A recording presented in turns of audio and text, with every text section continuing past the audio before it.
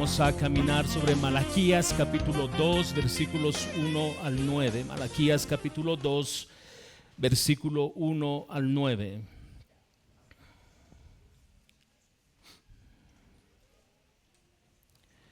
Quiero pedirte que en la medida que avancemos con el desarrollo de la exposición, el mensaje, tú puedas ir preparando tu corazón, porque al finalizar vamos a acercarnos a la mesa del Señor para recordar su obra en la cruz del Calvario y para traer a nuestra memoria la esperanza que tenemos de que Él volverá. Entonces, prepara tu corazón. Quiero introducir el mensaje recordando lo último que vimos y voy a incluir en esta introducción lo que corresponde al mensaje de hoy.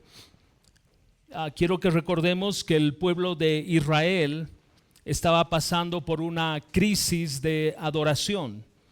Y adoración definimos como expresar tanto en palabras como en actos todo el honor, reverencia, gloria, alabanza, sumisión, obediencia y servicio que nuestro Dios merece por ser quien Él es. Esta crisis de adoración permeó todas las áreas de la vida del pueblo de Israel. Los sacerdotes, los sacrificios, las ofrendas, los diezmos, incluso en las uniones matrimoniales, no solamente del pueblo, sino también de los propios sacerdotes. Todo se había corrompido. El pecado, y básicamente dos pecados que señala Malaquías, idolatría e inmoralidad sexual, había permeado toda la vida del pueblo de Israel. La narración del libro de Malaquías, dijimos que tiene una secuencia respecto a lo que Dios tiene que decir a su pueblo y cómo el pueblo responde a Dios.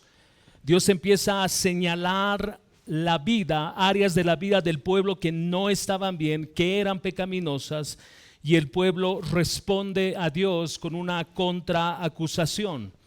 Dios entonces empieza a traer evidencias al pueblo alrededor de la primera declaración que Él hace. Tú recuerdas Malaquías capítulo 1, versículo 2, Dios dice: yo los he amado, y el pueblo responde: ¿en qué nos has amado? Todo lo que viene después de esta primera afirmación de Dios son las evidencias de que este pueblo no es leal a Dios. Toda la vida del pueblo, todo el caminar de este pueblo notaba o hacía notar que no amaban a Dios y por lo tanto no guardaban sus mandamientos. Dios está usando cada argumento contra ellos, no para producirles dolor, sino para llevarlos al arrepentimiento, algo que ellos no quieren hacer. La pregunta es, si Dios está hablando, ¿por qué no se arrepienten? Si Dios está hablando de manera tan clara, tan precisa, ¿por qué este pueblo no se arrepiente? Porque en lugar de arrepentirse empiezan a cuestionar lo que Dios está diciendo. Pero la razón de este no arrepentimiento es lo que nosotros también hacemos cuando es señalado nuestro pecado. Nuestra conciencia, la conciencia del pueblo y nuestra conciencia se ha endurecido. Dios confronta el pecado, pero el pueblo no reacciona. Dios confronta el pecado hoy y su iglesia no reacciona frente a lo que Dios está señalando. Lamentablemente, en este escenario del pueblo de Israel descrito por Malaquías, esta confrontación que Dios está haciendo no está produciendo, no está trayendo arrepentimiento. Y lo que más bien está generando la confrontación de Dios alrededor del pecado del pueblo es una reacción defensiva, es enojo. Y tú has notado que cuando Dios señala algo a este pueblo en los primeros versículos, lo que hacen los sacerdotes en representación del pueblo es tomar una actitud precisamente defensiva. se enojan contra Dios. Y es lo que muchos creyentes hoy hacen. La palabra señala algo en sus vidas, algo en sus corazones, y lo primero que sucede en esa vida es enojo, y es una actitud defensiva. Y debemos recordar que esto ha sido así desde el inicio de todas las cosas, desde el jardín del Edén. Desde el jardín del Edén, el hombre ha buscado justificarse cuando Dios señala una falta. ¿Tú recuerdas esta escena donde Dios se acerca a Adán y le pregunta qué es lo que ha sucedido? ¿Qué has hecho? La respuesta de Adán no fue una confesión, no fue arrepentimiento. Las palabras de Adán fueron: la mujer que tú me diste. Lo que le está diciendo a Dios es: yo no soy el problema. El problema eres tú. Dios, yo no fallé, fallaste tú. Tú fuiste quien creó a la mujer, yo no.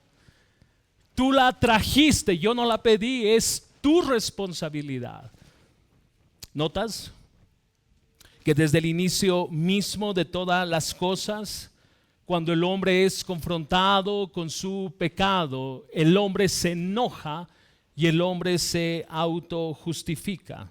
Lo mismo sucede en esta descripción en el libro de Malaquías. Dios dice: yo los amo. Y la respuesta del pueblo es: ¿en qué nos amaste? ¿En qué hemos menospreciado tu nombre? Este pueblo le está diciendo a Dios: Dios, tú eres el problema, no nosotros. Y una vez más, exactamente el mismo escenario. Este pueblo se enoja y este pueblo se justifica. Entonces, cuando la conciencia se encuentra endurecida, siempre va a ocurrir lo mismo. Escucha, cuando la conciencia de este pueblo, cuando la conciencia del creyente se encuentra endurecida, siempre va a ocurrir lo mismo. Me enojo y me autojustifico. Nota cómo se traduce este enojo de los sacerdotes y del pueblo. Cuando observábamos Malaquías capítulo 1, versículo 7, la palabra nos describía: ofrecen pan inmundo sobre mi altar. Nota el enojo. No era un pan conforme las ordenanzas para ofrecer sacrificios, sino que traen en su enojo, traen un pan inmundo y lo ponen sobre su altar. Más adelante el texto dice: la mesa del Señor es despreciable. Nótese el enojo. Versículo 8, cuando presentan un animal ciego para el sacrificio. Más adelante, cuando presentan el cojo y el enfermo. Versículo 12, cuando dicen: la mesa del Señor es inmunda y su fruto, su alimento despreciable. Versículo 13, también dicen: ay, qué fastidio, y con indiferencia lo desprecian. Traen lo robado, lo cojo, enfermo, así traen la ofrenda. Y Dios dice: aceptaré eso de su mano, dice el Señor. Observa conmigo el versículo 14. Maldito sea el engañador que tiene un macho en su rebaño y lo promete, pero sacrifica un animal dañado al Señor. Porque yo soy el gran rey, dice el Señor de los ejércitos, y mi nombre es temido entre las naciones.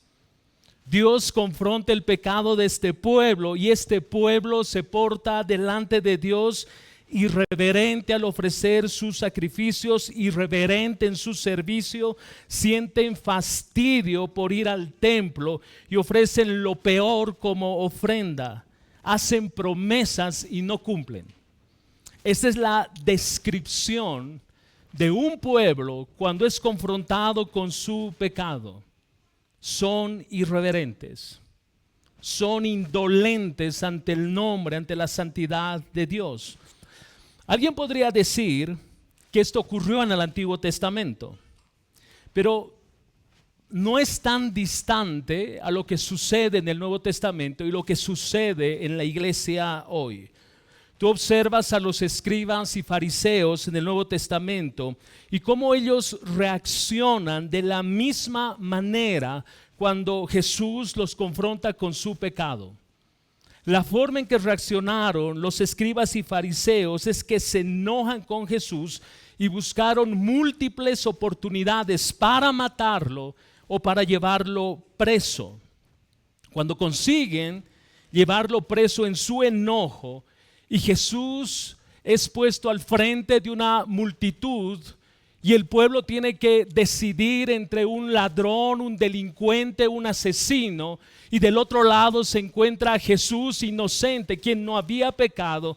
Este pueblo, guiado por los escribas y fariseos, gritan el nombre de Barrabás en lugar de Jesús. Su enojo los llevó a menospreciar a Jesús. Su enojo los llevó a negar a Jesús. Su enojo los llevó a crucificar a Jesús. Cuando la persona endurecida es confrontada con su pecado, su reacción entonces es de enojo y es de autojustificación.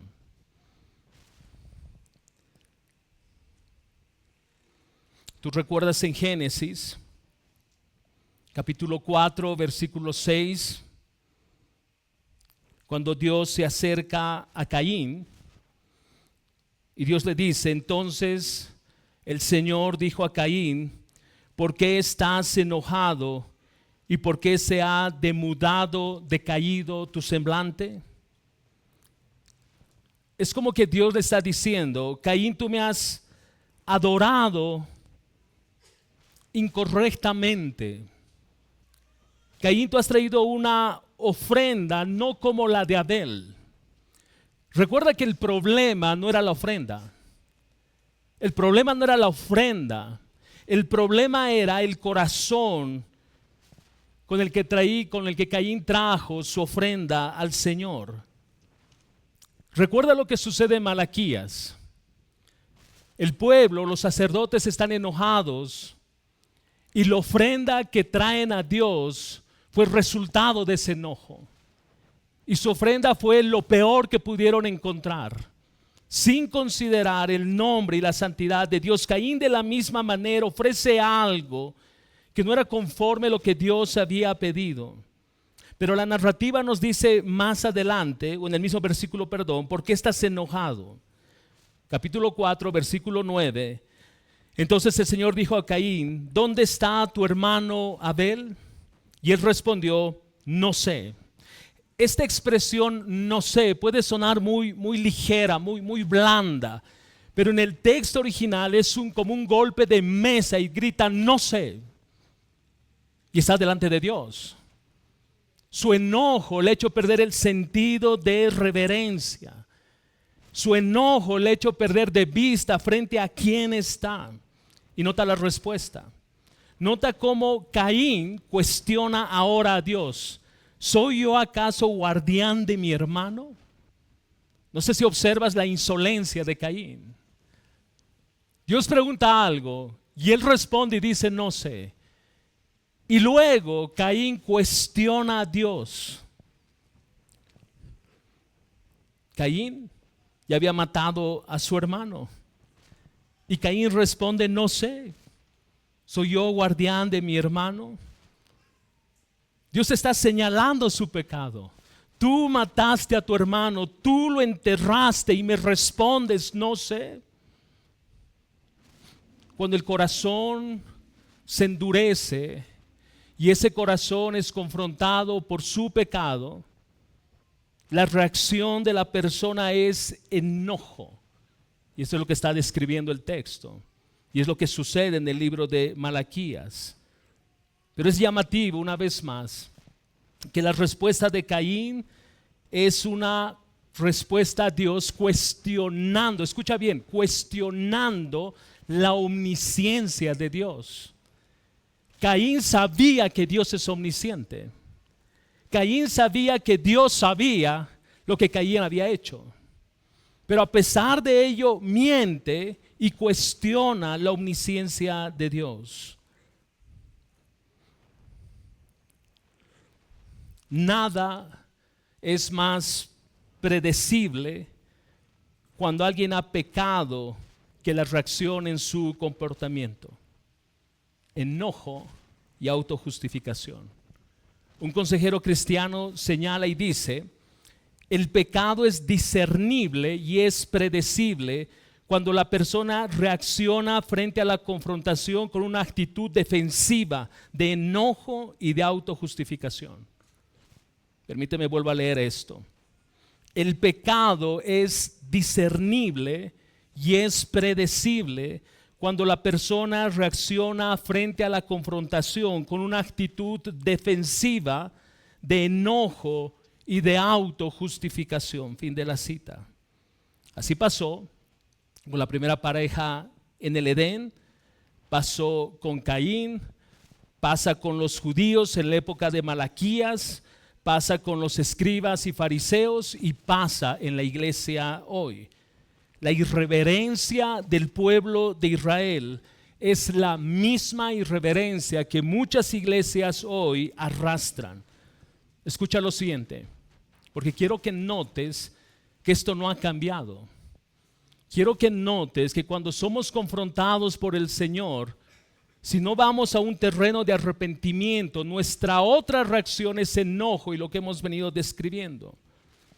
Pero la irreverencia también marca el escenario que este pueblo perdió el sentido de reverencia al momento de acercarse a Dios. Y esa irreverencia es la misma que se describe en Génesis, Antiguo Testamento, es la misma que se describe en el Nuevo Testamento, en el ejemplo de los fariseos, y es lo mismo que sucede hoy. Muchos hoy ven la adoración simplemente como el tiempo de música.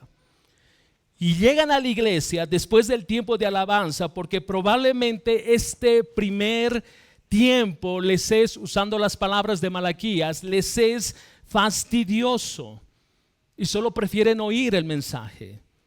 Otros van a la iglesia calculando que la lectura de la palabra haya concluido porque me parece que se leen pasajes muy largos.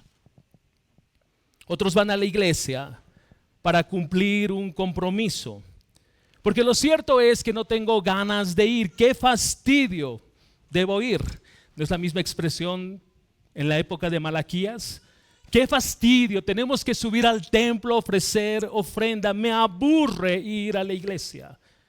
¿Notas el nivel de irreverencia? Otros vienen, pero no disfrutan del tiempo de alabanza porque no es mi tipo de música. Es muy tradicional. O no disfruto porque es muy contemporánea. Yo prefiero los himnos. Es que no son alegres los de la alabanza.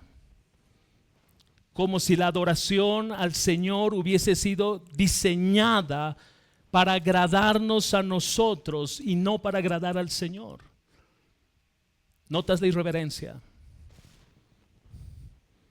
Nuestra preocupación, como lo fue al inicio del servicio sacerdotal en el Antiguo Testamento, nuestra mayor preocupación debe estar alrededor si mi adoración es grata al Señor. Pregunta: ¿tu adoración es grata al Señor? Tu adoración, la forma, la manera en la que te diriges a Dios, ¿es grato a Él? Porque observa Hebreos capítulo 13, versículo 15.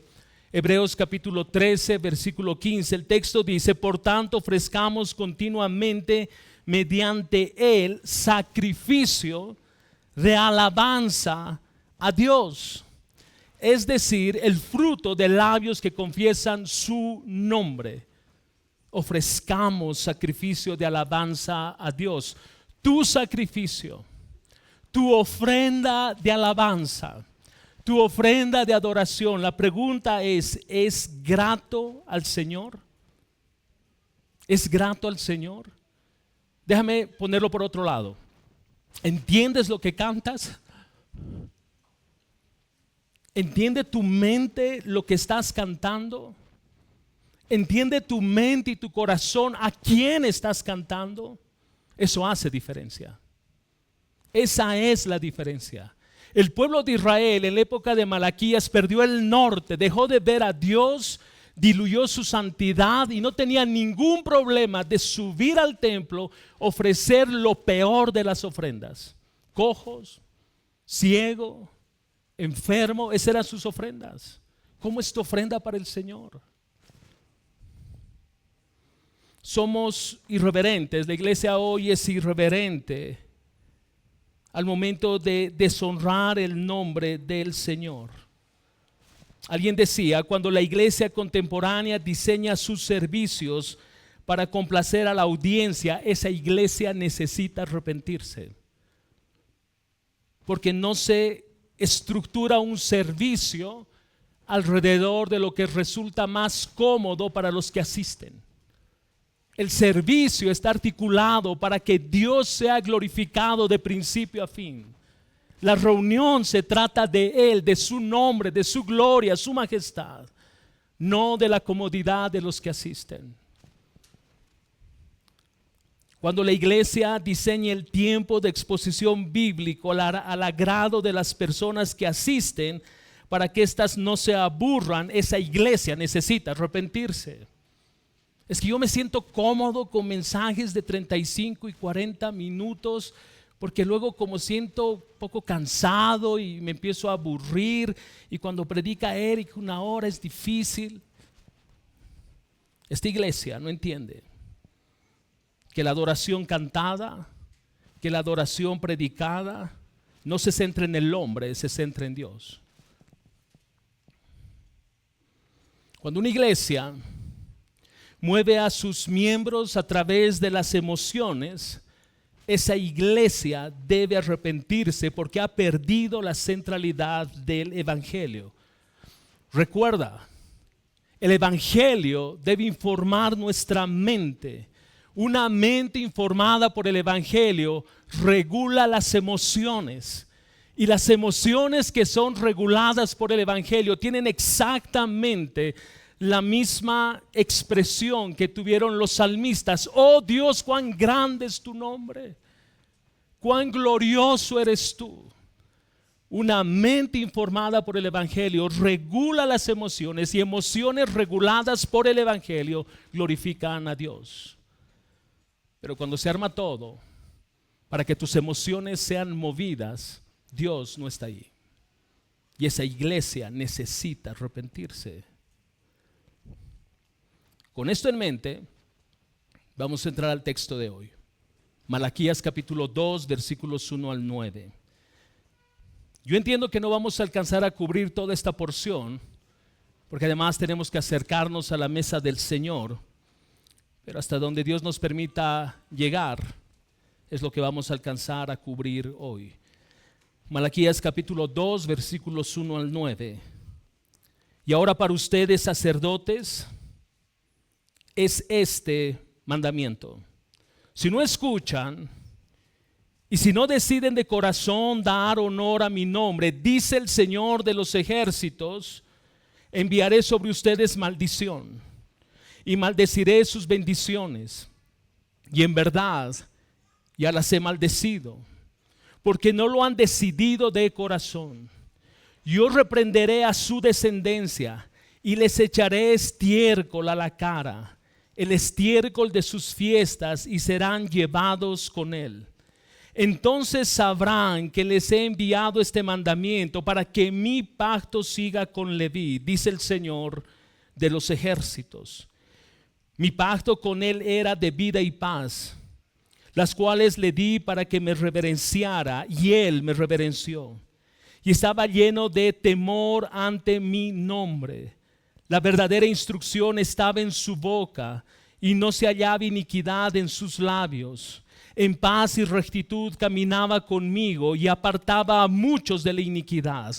Pues los labios del sacerdote deben guardar la sabiduría, y los hombres deben buscar la instrucción de su boca, porque él es el mensajero del Señor de los ejércitos. Pero ustedes se han desviado del camino, han hecho tropezar a muchos en la ley, han corrompido el pacto de Leví, dice el Señor de los ejércitos. Por eso yo también los he hecho despreciables y viles ante todo el pueblo, así como ustedes no han guardado mis caminos y hacen acepción de personas al aplicar la ley. La ruta para el mensaje es, primero, Dios acusa a los sacerdotes de no honrar su nombre. Dios acusa a los sacerdotes de no honrar su nombre. Segundo, Dios advierte a su pueblo de que si su pueblo no vuelve su corazón hacia Él, va a haber consecuencias. Y si prestaste atención a la lectura, las consecuencias no son triviales, no son superficiales. Exploremos el primer punto. Dios acusa a los sacerdotes de no dar honor a su nombre. Volvamos al versículo 1, por favor. Y ahora para ustedes, sacerdotes, es este mandamiento: si no escuchan y si no deciden de corazón dar honor a mi nombre, dice el Señor de los ejércitos, enviaré sobre ustedes maldición y maldeciré sus bendiciones, y en verdad ya las he maldecido, porque no lo han decidido de corazón. Quiero señalar algo brevemente. Tú notaste en la lectura que en varios momentos dice el Señor de los ejércitos, el Señor de los ejércitos. Y esto no es una idea recurrente del profeta Malaquías. Lo que está afirmando esto es que Dios mismo está hablando. Y la expresión el Señor de los ejércitos habla de su poder, de su autoridad, de su dominio, de su gobierno. Él es el que nos está hablando. Entonces, el mensaje está dirigido a los sacerdotes. Si Dios hablara hoy, este mensaje sería para los pastores. Sin embargo, a la luz del Nuevo Testamento, Pedro nos dice en su primera carta, capítulo 2, versículo 9, que todos somos hoy un real sacerdocio. Tú y yo somos delante del Señor sacerdotes. Tú y yo debemos, por lo tanto, instruir y ofrecer sacrificios al Señor. Entonces, desde donde tú estés, desde la posición que tú tienes en el Señor, abraza lo que nos va a hablar la palabra. Una de las funciones, como describe el texto, principales en el Antiguo Testamento de los sacerdotes era bendecir al pueblo. Dios había dado autoridad a los sacerdotes para que cumplan con esta tarea. Tú recuerdas la expresión en Números capítulo 6, versículos 22 al 27. Números capítulo 6, versículos 22 al 27. El texto dice: entonces el Señor dijo a Moisés: habla a Aarón y a sus hijos y diles: así bendecirán a los israelitas. Les dirán: el Señor te bendiga y te guarde. El Señor haga resplandecer su rostro sobre ti y tenga de ti misericordia. El Señor alce sobre ti su rostro y te dé paz. Así invocarán mi nombre sobre los israelitas y yo los bendeciré.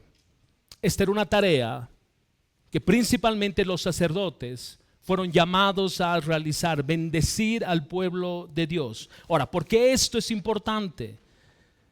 Porque Dios dice ahora en el libro de Malaquías: yo voy a maldecir su bendición. Cuando ustedes oren sobre el pueblo bendiciéndolos, yo voy a hacer todo lo opuesto. Dios estaba airado. Dios está molesto con su pueblo. Pero ¿cuál la causa? Y espero tú estés siguiendo en tu mente la lectura. La causa es que estos sacerdotes habían entrado a este terreno pecaminoso de idolatría y de inmoralidad sexual. Y los sacerdotes, también estando en pecado, se paran delante del pueblo y se les ocurre bendecir al pueblo de Dios. Están usando el nombre de Dios en vano, sabiendo que están en pecado, para ministrar al pueblo. Esto es serio. Esto es serio. Para Dios no es poca cosa que alguien que esté en pecado esté ministrando al pueblo de Dios. Para Dios eso no es poca cosa. Porque el nombre de Dios debe ser levantado con reverencia. porque el nombre de Dios es santo. Entonces Dios les está diciendo, ustedes van a bendecir, pero mi bendición no va a estar ahí. Lo que ustedes pronuncien como bendición, yo lo voy a convertir en maldición, porque yo no estoy ahí. Debemos entender que Dios es celoso por la santidad de su nombre. De hecho, tú observas en el Nuevo Testamento, cuando los apóstoles, los discípulos le dicen a Jesús que les enseñe a orar. Y Jesús los lleva hacia lo que nosotros conocemos hoy como el Padre Nuestro, donde la primera expresión de esta oración es: Padre nuestro que estás en los cielos, santificado sea tu nombre. Santificado sea tu nombre. Esta expresión no es un accidente. No es que a Jesús le parecía que esto sonaba más poético y eso cuadraba mejor con la oración que quería enseñar a sus discípulos.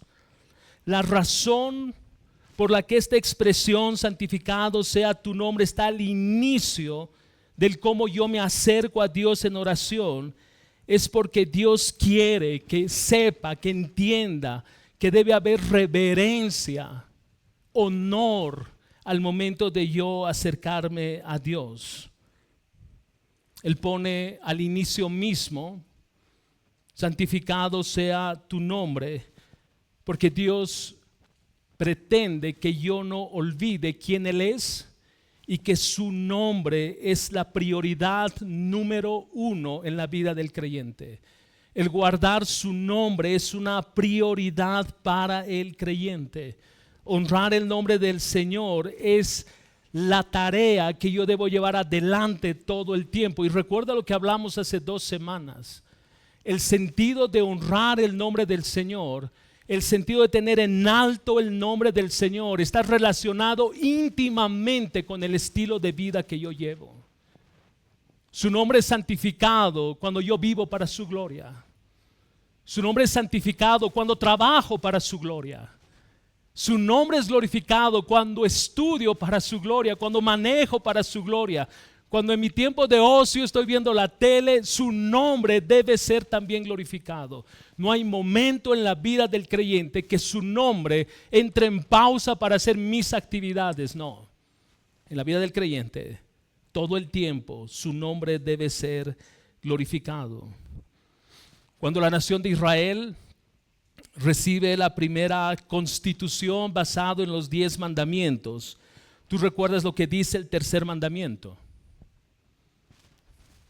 ¿Sí recuerdas? Éxodo capítulo 20, versículo 7. Éxodo capítulo 20, versículo 7. No tomarás el nombre del Señor tu Dios en vano, porque el Señor no tendrá por inocente al que tome su nombre en vano. ¿Notas lo serio? Dios está diciendo: si tú tomas mi nombre en vano, yo no te voy a tener a ti por inocente. Dios es severo respecto a guardar su nombre. De hecho, tomar el nombre de Dios en vano en el texto original es vaciarlo de su contenido. Y alguien decía, comentando alrededor de este pasaje, dice: si mi nombre que me representa, que representa quién soy yo, mi esencia, mi reputación, si lo usas de una manera trivial, si vives pronunciando mi nombre, diciendo que me perteneces, pero tu manera de vivir es contrario a la santidad de mi nombre, estás vaciando mi nombre de su contenido. ¿Trivializas el nombre de Dios? Tal vez no levantas ya el nombre de Dios en vano, porque levantar el nombre de Dios en vano era: te juro por Dios. Usar a Dios para contar chistes, esto es trivializar el nombre de Dios. Cuando uno dice de manera inconsciente: si Dios quiere, como un amuleto, como un cliché, estás tomando el nombre de Dios en vano, lo estás trivializando. Y lo que el texto nos está diciendo es que Dios no va a tener por inocente al que tome su nombre en vano. Israel, en la época de Malaquías, trivializó el nombre de Dios al no vivir de manera consistente con quien era Él, al ofrecer ofrendas y sacrificios contrarios a quien Él era. Trivializaron el nombre de Dios. Vuelvo a mi pregunta, ¿tú trivializas el nombre de Dios? ¿Menosprecias el nombre de Dios? Si tomamos la expresión del Nuevo Testamento respecto a que su nombre es santificado y tomamos lo que la palabra nos describe en Éxodo al momento de hablarnos del tercer mandamiento, Éxodo capítulo 20, versículo 7, sin lugar a dudas, lo que Dios está diciendo en ambos textos es que va a haber consecuencias cada vez que su pueblo, que el creyente hoy, levante el nombre de Dios en vano, cuando hable de parte de Dios, cuando Dios no dijo nada. Eso es trivializar el nombre de Dios. Cuando yo me acerco y digo, Dios me ha dicho, pero no está en su palabra, eso es trivializar el nombre de Dios. Hacer promesas a nombre de Dios cuando Dios no dijo nada, eso es trivializar el nombre de Dios. Dios toma su nombre en serio porque su nombre es la expresión de su carácter, de su naturaleza, de su soberanía. Pero este pueblo no le importó. Dios, a lo largo de las Escrituras, ha enfatizado múltiples veces que su nombre debe ser guardado, que su nombre no debe ser trivializado. De hecho, Salmos 138, versículo 2, entre varios otros salmos, este Salmo 138, 2 dice: Dios ha exaltado su palabra y su nombre por encima de todo. ¿Notas lo que dice el texto? El nombre de Dios es sobre todo nombre. El nombre de Dios está sobre todas las cosas. Su palabra y su nombre están por encima de todo. Escucha, iglesia. Cuando no tomo el nombre de Dios con respeto, con reverencia, estoy profanando su nombre y estoy siendo irreverente con su nombre. Muchos reformadores han construido esta idea de la siguiente manera. Primero profanamos, y profanar es tratar algo sagrado sin el debido respeto, y a continuación somos irreverentes. Lo profanamos en nuestra vida interior y luego lo irreverenciamos en nuestra vida exterior. El deterioro espiritual comienza en el corazón cuando no tengo una alta estima por el nombre de Dios. Cuando peco es porque hay una evidencia en mi corazón de que he trivializado el nombre de Dios. El pecado es una expresión de la profanación en mi corazón que hice al nombre de Dios, de la irreverencia en mi corazón.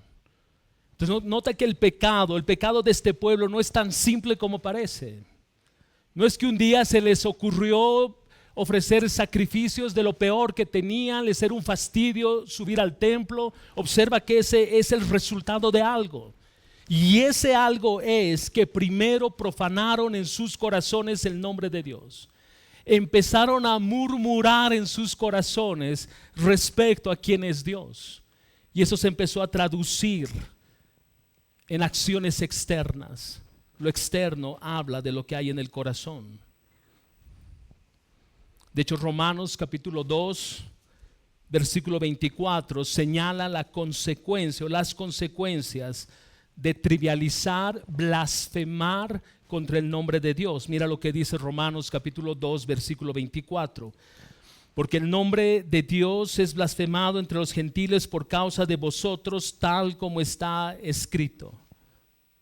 Y si bien esta primera expresión es dirigida a los judíos, Es como que Dios les estuviese diciendo a los judíos, y obviamente nos está diciendo a nosotros, pero déjenme ponerlo en contexto. Ustedes judíos que tienen la ley, que han conocido al Señor por siglos, ustedes que invocan su nombre han sido irreverentes a tal punto que los gentiles ahora blasfeman contra el nombre de Dios por las acciones de ustedes. Esta es la acusación de Pablo. Pero insisto, nuestro caminar no es muy distinto a la época de Malaquías, no es muy distinto a la época de Pablo, porque cuántas veces, por no dar un buen ejemplo, por no conducirnos como corresponde al Evangelio, hemos llevado a amigos, a familiares a cuestionar la santidad, la fidelidad, el honor, la justicia de Dios. ¿Cuántas veces, llamándonos cristianos, vivimos de una manera que no corresponde con el evangelio que hemos abrazado, y en lugar que la gente al mirarnos glorifique a Dios, menosprecian a Dios? Escuchen, ancianos, líderes, yo en primera fila, somos llamados a ser ejemplo de los creyentes en palabra, conducta, amor, fe y pureza. 1 Timoteo 4:12. Que nuestro estilo de vida, la forma en que servimos al Señor, la forma en que administramos nuestro hogar, no sea de tropiezo. Hombres, cabezas de hogar, líderes de hogar, sé ejemplo en palabra, conducta, amor, fe y pureza. No seas de tropiezo para tu familia. No seas de tropiezo para tu familia. Ancianos y líderes, tenemos que recordar que rendiremos cuentas a Dios de todo cuanto hayamos hecho con las ovejas que Él nos ha entregado. Hebreos 13:17. Yo espero que tú observes el peso que Malaquías está poniendo al rol del sacerdote en esa época, al rol de pastores y líderes en esta época, y teniendo en mente que todos somos sacerdotes, a los varones cabezas de hogar, el rol que tienes de ser ejemplo en tu hogar. Pero algunos podrían insistir de que no estamos bajo el antiguo pacto. Un antiguo pacto donde Dios indudablemente luce más severo.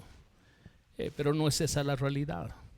Este nuevo pacto de gracia tiene demandas mayores. Tiene demandas mayores. Mira conmigo Hebreos capítulo 10, versículos 26 al 29. Hebreos capítulo 10, versículos 26 al 29. Porque si continuamos pecando deliberadamente después de haber recibido el conocimiento de la verdad, ya no queda sacrificio alguno por los pecados, sino cierta horrenda expectación de juicio y la furia de un fuego que ha de consumir a los adversarios. Cualquiera que viola la ley de Moisés muere sin misericordia por el testimonio de 2 o 3 testigos. Escucha el versículo 29. ¿Cuánto mayor castigo piensan ustedes que merecerá el que ha pisoteado bajo sus pies al Hijo de Dios y ha tenido por inmunda la sangre del pacto por la cual fue santificado y ha ultrajado al Espíritu de gracia? ¿Notas que el celo de Dios en un sentido es mucho más severo? Por supuesto que sí. Porque tú y yo disfrutamos de la gracia del Señor. Porque tú y yo tenemos al Espíritu Santo morando dentro de nuestros corazones. La demanda de vivir una vida que honra al Señor es mucho mayor. Porque hemos sido testigos de la obra de Cristo en la cruz del Calvario. Segundo, Dios reprende a los sacerdotes por no dar honor a su nombre. En aquella ocasión, en la época de los israelitas, en la narrativa que Malaquías está haciendo, Dios está irado con los sacerdotes y es evidente. Dijimos hace unos minutos que hoy Por la obra de Cristo en la cruz del Calvario, todos somos sacerdotes. Pero en esta porción, de manera particular, Dios está asegurando dos cosas a estos sacerdotes y a todo sacerdote, dicen algunos comentaristas, alrededor de la irreverencia que tienen con el nombre del Señor.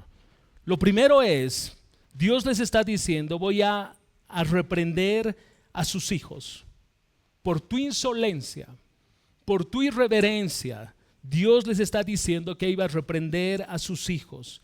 Sus hijos iban a ser receptores en parte de la disciplina que Dios traería sobre sus padres. Esto es serio. Segundo, Dios les está diciendo que les va a hacer sentir lo que significa deshonrar y menospreciar su nombre. Dios va a tomar una acción activa para que ellos entiendan visualmente lo que significa deshonrar el nombre de Dios. Tú tienes dos advertencias serias alrededor de estos versículos: que los hijos van a ser receptores en parte de la disciplina que Dios traería sobre sus padres, y segundo, que Dios les va a hacer sentir lo que significa deshonrar y menospreciar el nombre de Dios. Observemos esta primera advertencia, versículo 3: yo reprenderé a su descendencia.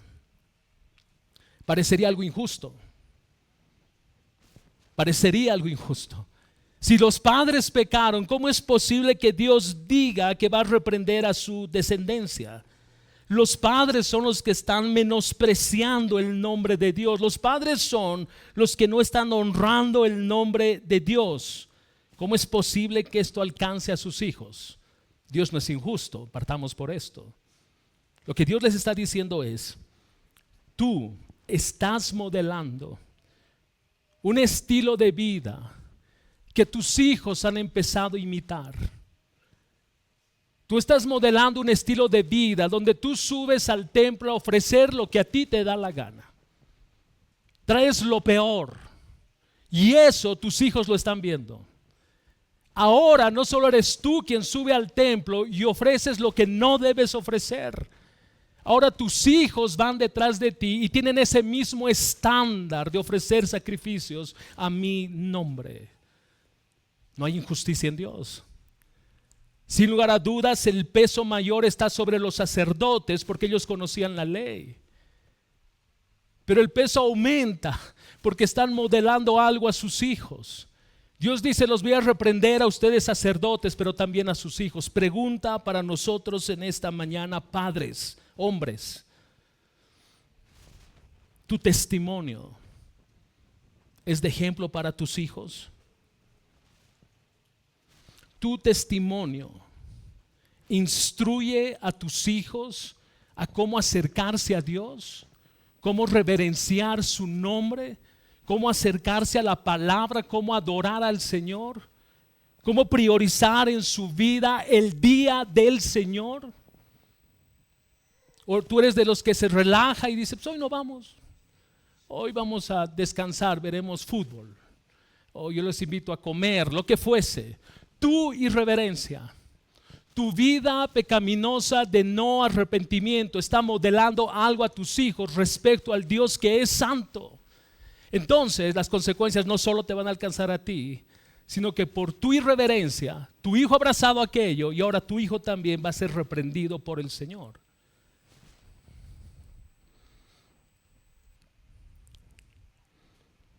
Oseas capítulo 4, versículo 6.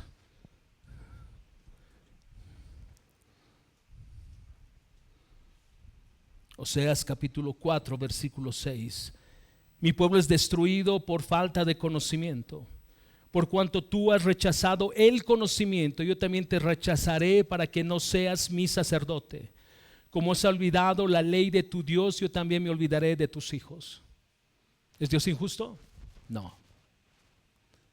Porque es que Dios va también a rechazar a sus hijos, o se va a olvidar de sus hijos. Porque así como el padre se olvidó de la ley de Dios, sus hijos se olvidaron de la ley de Dios. ¿Cómo Dios puede abrazar a alguien que ha olvidado su ley? Padres, esto es serio. Esto es serio. ¿Qué estamos haciendo? ¿Qué estamos haciendo alrededor de instruir a nuestros hijos en el Señor? Cuidado que tus hijos vean las consecuencias o vivan las consecuencias de tus pecados. Cuidado con modelar un estilo de vida carente de santidad. Cuidado. Recuerda que la iglesia es un lugar donde nos edificamos mutuamente, donde buscamos crecer en el Señor, donde la palabra nos dice que oremos los unos por los otros, que llevemos las cargas, que lo busquemos juntos, que adoremos juntos. Pero es tu responsabilidad, Padre, dirigir, encaminar el corazón de tu hijo. Es tu responsabilidad.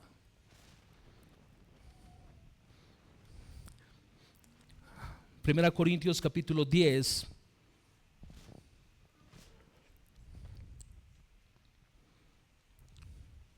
Versículo 6 y vamos a ir al versículo 11. 1 Corintios capítulo 10, versículo 6. Estas cosas sucedieron como ejemplo para que nosotros, a fin de que no codiciemos lo malo como ellos lo codiciaron. Versículo 11. Estas cosas les sucedieron como ejemplo y fueron escritas como enseñanza para nosotros, para quienes ha llegado el fin de los siglos. Por tanto, el que cree que está firme, tenga cuidado, no sea que caiga. Todo lo que sucedió en el Antiguo Testamento no son solo extraordinarias historias del despliegue del Dios soberano.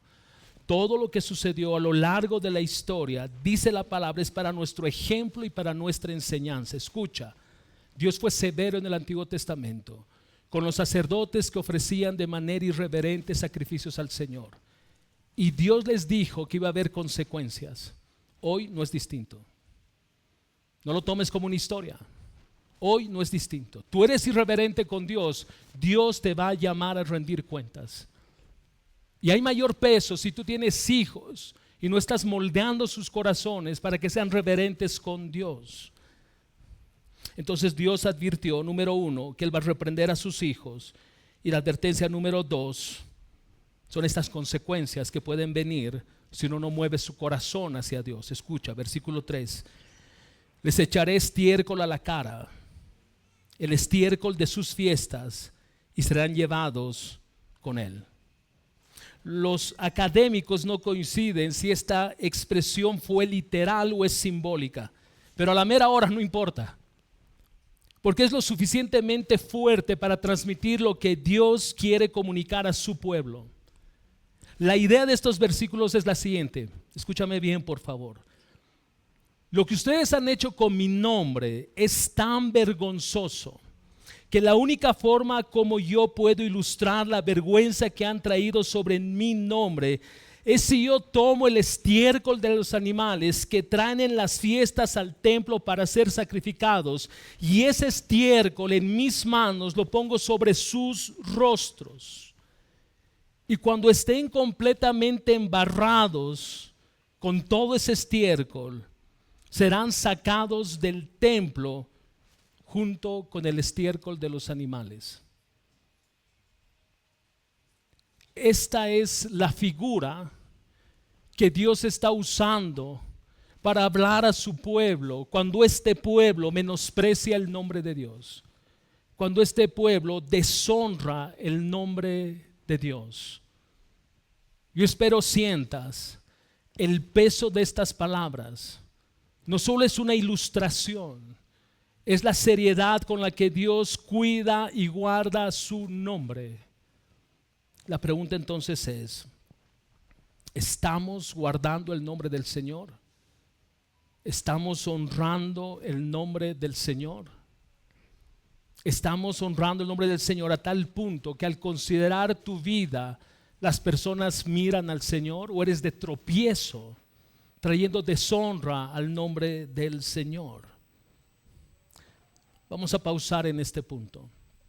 Yo quiero invitarte a que tomes unos minutos para preparar tu corazón al momento de acercarnos a la mesa del Señor. Y si tú en la descripción de esta porción de la palabra hayas en tu vida que has menospreciado el nombre del Señor, que has trivializado el nombre del Señor, este es un muy buen momento para que tú te arrepientas. Si tus acciones han menospreciado la santidad de Dios, si has traído ofrenda al Señor que no corresponde con quien Él es, si has sentido en algún momento fastidio en tu corazón de venir a su iglesia, si sientes pesadez, aburrimiento y te carga, te incomoda, dos escenarios: o te arrepientes al Señor o te conviertes al Señor.